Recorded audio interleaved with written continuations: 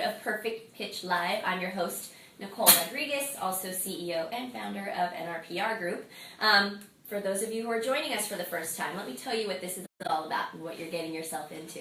Perfect Pitch Live is actually a spin-off from our regular radio show, where usually I will invite an awesome media member or a great agency founder to talk about all the tricks of the trade, share tips, funny stories, to help everyone kind of understand a little bit more about what really good PR should entail and how to build great relationships with media. So whether you're a CEO or you're someone in marketing or you're in PR, I think everyone can learn from just understanding how the ecosystem works. So that's, I think, my little way of giving back. And that's why we're here with Perfect Pitch Live. So today, I'm going to, hold on, because she's amazing, and I don't want to get it wrong. So I'm here with another one of my very, very good friends. So Ralina and I have known each other since I started NRPR GROUP, almost, 3.5 years ago now? Oh my God, crazy. So we have known each other a long time. We have had the pleasure of not only being able to work together on certain things, right? Mm-hmm. Remember Endless Nights? Yeah, that was so much fun. So Mikey, who, if some of you guys watched that episode, Mikey's the reason that Ralina and I have met, and we've just been friends ever since. And I think when people in industry really see that there are others that just get it, mm-hmm. It's like, and Ralina gets it. So right. Let me tell you a little everyone bit. Does. No. And that's frustrating. That's right. why we're here. Yeah. So for those of you who don't get it, listen to what we have to say. So Ralina is the CEO of Ralina Shaw Public Relations here in LA. It's a full-service public relations and marketing agency, and a lot of what her clients are, they're in entertainment. She does a little bit of tech, and you also have some operations in New York as well, right? Yeah, so we cover a lot of space depending on the clients and their needs. Mm-hmm. So our primary office is based out of Los Angeles, but anytime our clients need to be in New York, Chicago, Miami, we are there. We fly. This is what we do. We travel. Yes. If you want to be in PR, I hope you like living out of a suitcase, because that's how I feel I live sometimes. Yeah. But it's a lot of fun, and the nice thing is we get to see a lot of places. Yeah. Meet a lot of great people. So talk to us about some of your clients and how you actually got into PR, Ralina. Sure. So, wow, where to start? All the way from the beginning. All the way from the beginning. I actually kind of fell into PR. I didn't really understand what PR was, but I had heard of publicists, and I thought, well, you know what? I bet I'd be good at that.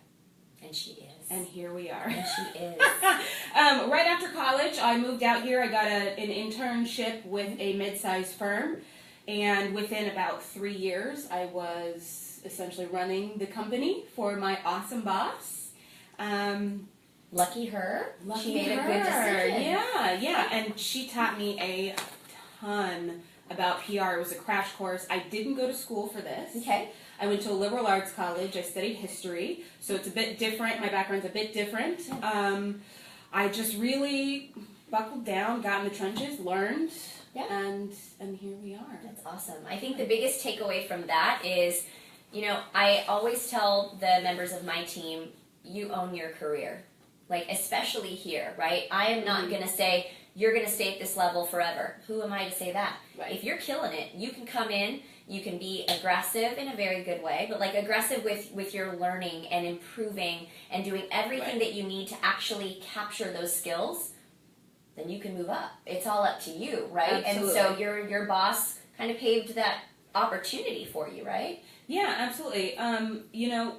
There was a point where I felt like I wasn't learning as much anymore, and I needed to kind of go back to the trenches because I had hit a point where I was, managing an office full of people, and so I wasn't doing the things that were continuing my education as a publicist, and so I made the decision to branch out on my own, which was scary. I kind of fell into that as well. That took a lot of learning. But I personally learn better that way when you just dump me off in the middle of nowhere and I'll figure it out. Totally. And so now that was six years ago. Oh. Now, yeah. So we've grown a lot, learned a lot. Yep. Yeah, don't learn from mistakes, do all yes. that. Yeah, that's awesome. Learn from some big mistakes. Yes.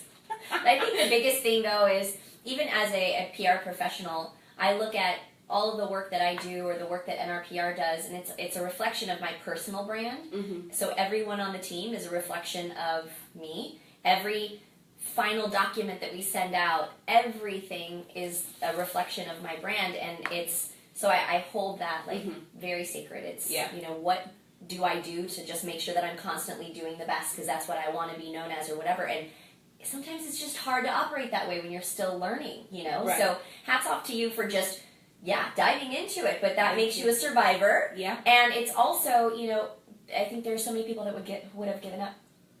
Oh, Right? Don't get me wrong. There were a few moments where I had to like walk outside and just take a deep breath and be like, "This is worth it. Yeah. You can do this." What? Because it was happening. Right. There's one particular situation where I was like, I can't do this anymore. I'm done. Right. Like there's Who's coming with me? Right? Like let's just walk out of here.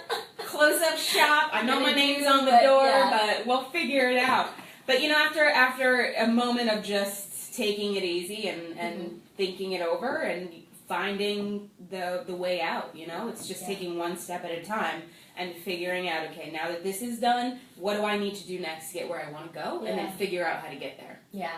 So I think for young PR pros or even entrepreneurs, right? Because we are PR pros who are entrepreneurs, right? What would you sort of say, especially to the young ones? I think my advice usually is, and I'm not one to keep anyone from their dreams, but knowing that I started my agency after being in the industry 13 years, I had a very specific vision of the type of boss I wanted to be. And the only way I felt to be a really great boss was to know everyone's job inside and out, master every single level so that I could teach every level because I knew that's what the vision was and where I wanted to be, right? So that takes a different type of time. Right. Your thing was different. You were like, I just want to get into PR. I want to friggin' do it, and I want to do it on my terms. So what kind of advice would you give for people who might want to follow that path? Well, I would say probably do a bit more research than I initially did. Just how I fell into PR, I almost tripped and fell into my own company, and luckily enough, I'm decently savvy and have a good head on my shoulders, and so it worked out. You have a great head on your shoulders. There was a lot I did not know about owning your own business. There was a lot I had to figure out, which then set me back because I didn't know. Particularly with, things you have to file with the government, with the state, with the city, all of these things that you have to keep track of that are, once every 2 years if you're this type of business, or once every 4 years if you're this type of business. And it's not easy to navigate that stuff. Totally. And when you're trying to build a business, it's not like, I built it from the ground up, from scratch. It's not like I had a giant influx of cash to start my company. I started it with, honestly, $1,000 I borrowed from my parents. Yay. Way to go. You don't have to be a millionaire to be an entrepreneur. You really don't. And to be honest, it's not like my parents are swimming in money either. So they're like, we want you to do this. This is what we've got. Can you make it work? Right. And I did, but there were a lot of stumbling blocks along the way that I wish I had done more research and really laid out that part of it, the behind-the-scenes business part, beforehand, and gotten a better handle on that, and gotten into a place where I knew, I had set up schedule and things that I knew that I needed to get done. I kind of just winged it. And now we're on the right track, and we've got business managers and accountants and things like that. But in the beginning, when it was just me and my computer, figuring it out, I mean, it's tough, and it's not an easy thing to do. It's not something that you can or should fall into like I did. It's the key. Awesome. No, and so the takeaway from that is, know what you know. And then what you don't know, try to find the help in doing that, right? And I learned that the hard way too. I did not start my company because I had a bunch of investors. I had no investors. I had me as my investor. I sold everything, literally, and I was like, I'm going to put it all on black. Like, if I don't make it, well then I can go and find a job. But I literally sold everything that I had to make sure that in my savings there was enough to live for a good 6 months. And then I was just kind of like, and I'm gonna go for it. And thankfully, and I'll make this recommendation, same as Ralina. Look, I had an amazing accountant. Her name was Angela, and she was just the sweetest thing ever. She's based in the Bay Area, has her own little business or whatever, and she kept telling me as she was doing my taxes every year, why don't you own your own business? Why do you? And I'm like, because I don't know how to do the paperwork, actually. Right. I don't know, and because I was actually very happy in the path that I was sort of taking. I worked my way all up to like VP at the last agency I was at, and she was like, I can do that for you. I was like, you can? Excellent. Amazing. And so from there, she filed my legal paperwork for me, so I could breathe. Yeah. Because that's scary. Because I was like, I don't know. Yeah. I was like, what if I get something wrong? What if this is the wrong number? And we don't want to go to jail. Right. Right. I want to pay my taxes. I want to pay taxes. Just we here, take are my money. responsible citizens. Yeah. And so she did that, and then she also helped me balance the books. Because I'm like, I'm not a money... I mean, I know how to balance a checkbook. I know how to save, but I'm not an accountant. Right. So I need to have that sort of expertise in my life, and she did that for me. Because there are a lot of little things, right? Yeah. It's paying your quarterly taxes up front without knowing how much you're actually going to be bringing in. It's figuring out how to start setting aside money effectively so that you can start hiring people. It's making sure if something happens and you need to jump on a flight that you've got that money covered.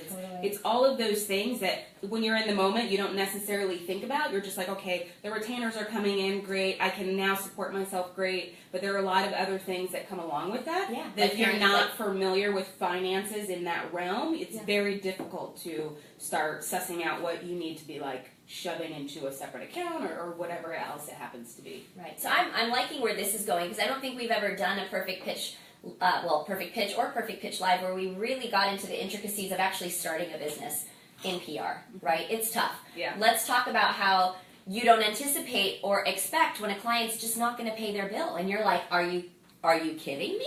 That's Are my you kidding favorite. me? That's my favorite. Like, right. so now we have processes in place to where it's like, we're actually not going to start until you do, because, I mean, look, it happens. It's very unfortunate, but my thing is, that's on them. That's bad business karma. Pay your bills. Yeah. Okay? If somebody does work for you, you pay that bill.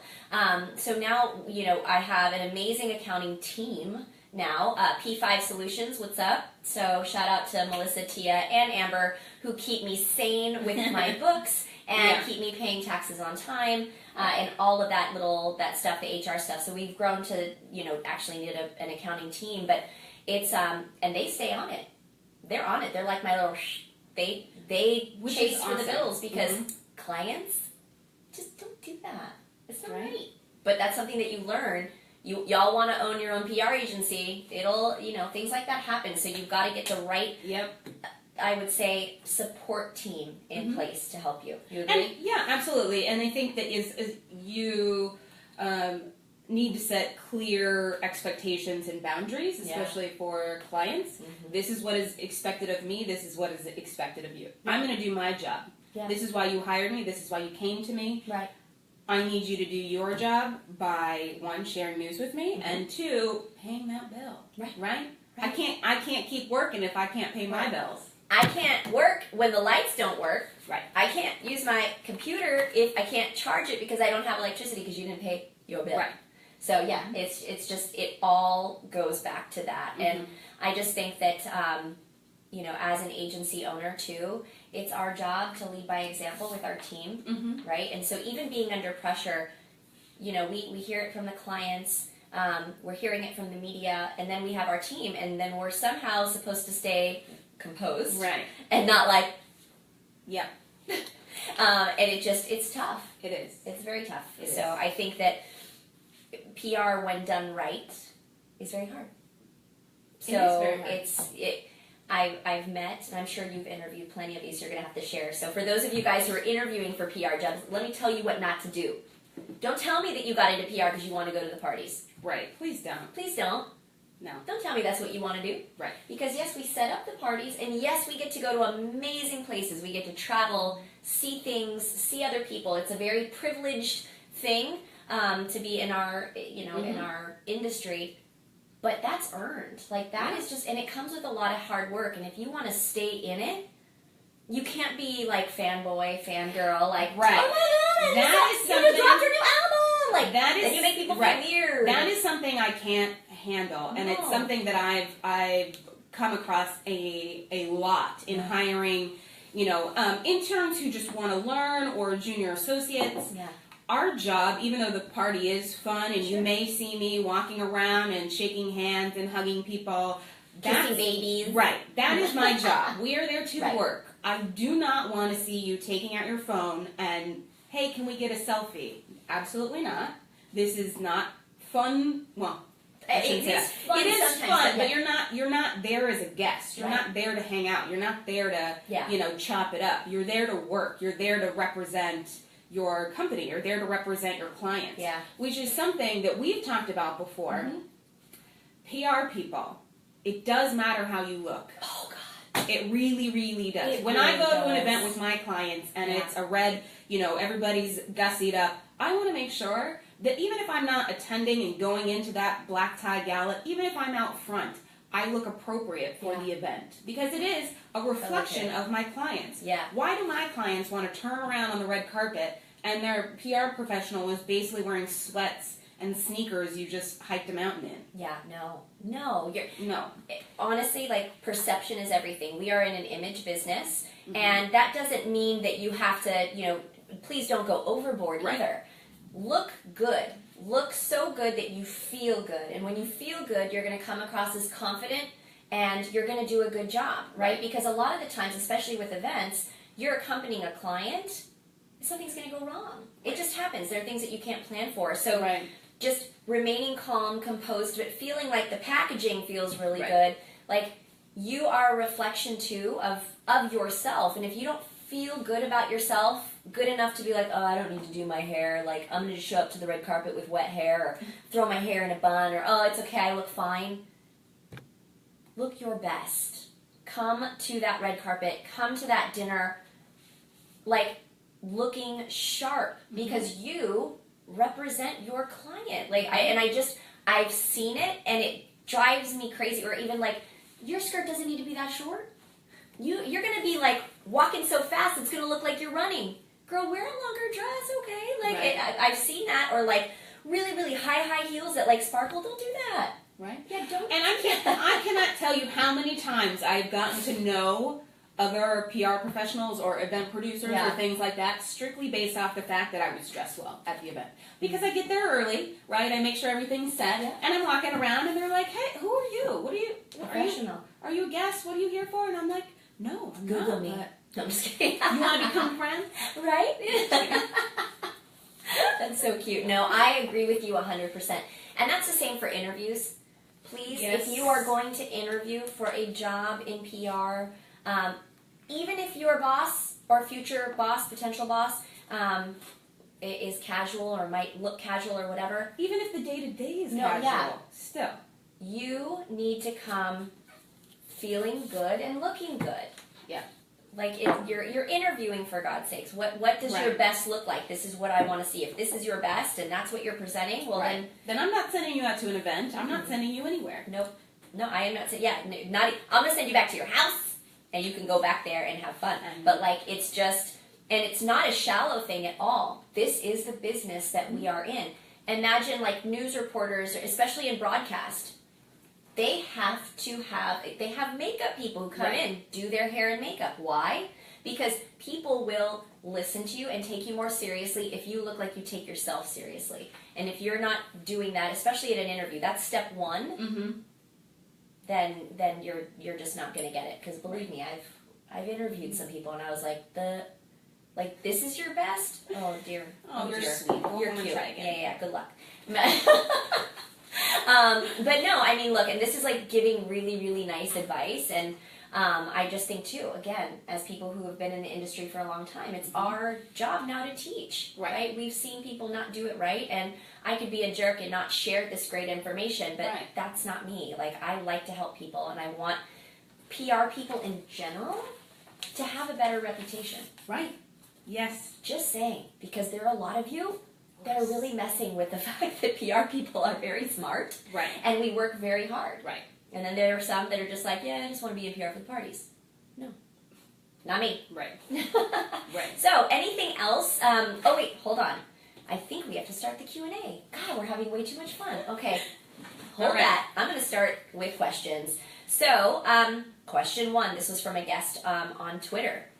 What is the first step in your plan of action to this is fun, to fix a client's inappropriate social media rant or online squabble? Because we do have to do that. So, ideally, stop it before it starts. Yeah, totally. Just don't hire that client. Well, yeah, there's a lot of, this is back and forth, right? Not only are they interviewing you, you're interviewing them. And if the match for your clientele is not right, it's not going to work. Yeah. Most it's of like my a clients, relationship. Right, exactly. I give all of my clients a very specific we have a conversation. I say, obviously social media is this, this, and this. It doesn't go away. If you tweet something out today, in a year, there's no context. Yeah. Somebody could go back and find that and put it wherever they want, because Twitter is very immediate. And in the moment, it may make sense, but if someone's going back at a later date, there's no telling what they could pin that to, right? And there's no proof otherwise. So I always advise them to be careful about the things that they want to post. I don't want to stifle who they are and their personality, but let's just be careful. And if they were to put something out that is inappropriate, I guess it depends on how far it got before I picked up on it. Usually it's pretty quick. Usually we delete it right away, and depending on how big and how wide it got. Put down the beer, stop tweeting. Right. There may be an apology necessary, and there may be some, things we got to do to fix it. That, we may have to do a bunch of interviews for the next couple of months talking about why you decided to tweet something inappropriate, which pulls us away from what we are actually supposed to be doing. So, in general, I would just try and make sure that your clients don't do dumb things. Yeah, just don't do it. Just don't. Just don't. I don't have any other words for it, but it's really, really tough having to manage someone else's brand. It's almost a little bit like babysitting, but we do it for. It's I feel like a parent. I'm like, I'm doing it for your own good, right? But really, it is. Because there are people out there who have different opinions, and again, we don't want to mute our clients. We don't want to stop them from being themselves, but really watch what you say. Just think before you say it. Great. So since celebrities now, and this is another Twitter person, since celebrities now have their own channels to release news, social media sometimes, how's that changed how you approach PR? Well, let's see. Well, PR in general has changed. I've been doing it for almost 10 years, and just in that decade, it has changed exponentially, especially with social media. So now, we're talking about the traditional PR, that still is a large part of what we do, but now we're running concurrent social campaigns as well, because not only do we still go through the press and do the TV shows and all that stuff, but you can still go direct to consumers or direct to fans via your client's social platforms and via other social platforms. So it's really just buoying the other part of your campaign and then adding extra juice, I think. And as long as you're strategic about it and you are paying close attention to the fan base, what they want and what they're looking for, it does nothing but help our overall cause as PR professionals. Totally. Yeah. No, I think it's Robert Wynn, who was a PRfect Pitch Live guest a couple months ago. He wrote a great book about this. But social media is really meant to be a great amplifier. I would say without the traditional stuff, you're muting a lot of the messages and storytelling that you could be doing. So I truly believe in the art of traditional PR. There's a place for it, and it still exists. And social media, it's like adding gas to the fire, right? To just give it more legs, get it out there more. So absolutely, working into everything you're doing. Yeah, when it's done right. Yeah. So awesome, agreed. So another Twitter fan, I'm studying PR and graduating this spring, but I'm nervous about what's next. You should be. No, I'm kidding. It's hard. I'm kidding. I've had internships, but do you have any advice for kicking my career off on the right foot? Let me see. Yes. So I'm going to tell a quick story. So when I was at my old firm, and if he's watching, he's going to love this, we hired a junior publicist who didn't have a lot of experience. And at the time, I was in desperate need of somebody who knew their stuff, because we were at a tipping point with our clients where I couldn't handle everything. Right. And I really needed somebody who could hit the ground running. We were going to Sundance. There's a lot of stuff to get done. We were producing a 6-day event, and I didn't have the time to train somebody at that moment. I will never forget this, and this is the one thing that he is still my best friend today. He introduced me to my fiance, everything. We went to Sundance. He knew he didn't know his stuff, and he knew we were just swamped. So he made his entire mission that entire week to make my job easier in any way possible. It didn't matter what it was. He had our other employees coming to him with small problems that he fixed before even coming to tell me about it. Can we clone him? We had our bartenders putting ice out in the hall of our venue, which was across from another woman's shop, and the water was melting into her shop. And like getting her carpet just soaked.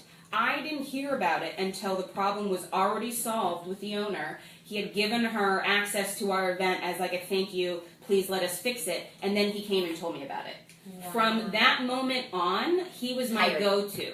He was the one who understood what needed to be done and just did it. I can't say enough for thinking ahead and not having to have me stand over your shoulder and tell you what to do all the time. In general, if you don't know what you're doing, well, obviously ask if it's something big, but figure it out. Think about it. Think about the larger picture. Think about what your boss wants. Think about what the goal is, and try and figure it out. You'll learn a lot quicker and a lot more by doing that versus just sitting at a desk and waiting for someone to tell you what to do. Oh my God. So, exactly what she just said in one sentence. Be service-minded. That is a way to get into PR. Yeah. What she just described is the perfect situation for any newbie that we would ever hire.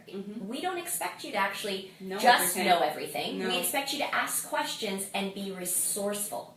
So if you can come to the table and just say, I'm just going to find any solution to make sure that we're fixing these problems, and that's it. And if I don't know, I know I'm going to ask Ralina, and whatever Ralina wants. I think too many people come in with ego, and they're like, well, I'm not working for somebody. Well, if you're not going to work for someone, then what do you ask? Why are you here? This is working. How are you going to learn? And know that. Even though you went to school, you may have gone to school for it, there is a ton you don't know. This is real world. It is not the same as in being in a classroom. There's a lot to learn. There is no skipping steps. There is no going straight to the top. You need to. It will bite you if you try to do that. I'll tell you. You got to put your dues in. You got to fetch coffee. You got to go grab my purse out of the car because I forgot it. Little things like that. It helps. As silly as it sounds, it's like it really does. Because we're faced with a lot of our clients. Like, we need this, and we know how to do what what our client needs. But then there's also stuff that we need. I forgot my business cards. Oh my God. And all of that works up, right? So Diego knows, I have an amazing assistant. Diego knows, before I go to Indonesia next week, I need to have a stack of business cards. Sometimes I'm so worried about what the client needs that I need someone who knows what I need, right? And so he's like, girl, I know you're not going to remember this. Here's your stack of business cards. Thank you. But it's more than that. It's amazing. And it's even more than that, because it's you learning when you get to the top the things you're going to need. So the fact that your boss needs business cards, needs to make sure she's got this for the client, needs to make sure she's got this. It's teaching you right there when you get up to the next level. Yes. Okay, I got to remember my business cards. I got to remember to get this for the client. I got to remember this. It's all adding on to your experience and teaching you things that you're going to need when you get to the next level. And it's only going to make you better. Totally. So before we wrap up, because this has been awesome, and I'm like, it literally went by in 2 seconds. Ralina, I want people to know where they can find you online. Yeah. Well, you can check me out on my website, RalinaShawPR.com, or on all social platforms, primarily Instagram for me. RSPR_LA.